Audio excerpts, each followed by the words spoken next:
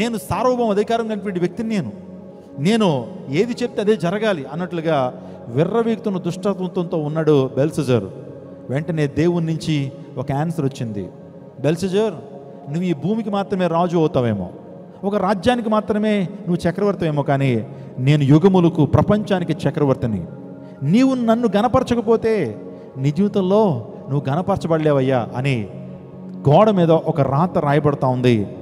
మెనే మెనే టేకిల్ ఫారిసిన్, మెనే మెనే టేకిల్ ఫారిసిన్ అనేటువంటి ఒక రాత ఆకాశం నుంచి ఒక చెయ్యొచ్చి తన గోడ మీద రాస్తా ఉన్నప్పుడు బెదిరిపోతాడు, భయపడతాడు. ఏంటి విచిత్రమైనటువంటి ఒక చెయ్యి వచ్చి గోడ మీద రాస్తుంది, ఏంటి దాని అర్థం అంటే చెప్తా ఉన్నారు ప్రవక్తలు, రాజా దేవునికి నువ్వు వ్యతిరేకంగా జీవిస్తున్నావు, దేవునికి చాలా భయంకరమైన రీతిలో నువ్వు పాపం చేస్తున్నావు, అందును బట్టి నీ రాజ్యాన్ని దేవుడు తీసుకుని వేరొకరికి అప్పగించబోతున్నాడు.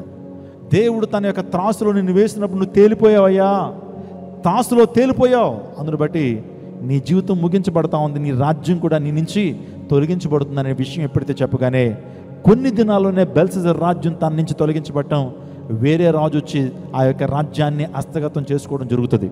నేను ఎందుకు మాట చెప్పానంటే దేవుని గణపరిచేటువంటి వారిని దేవుడు గణపరుస్తారు.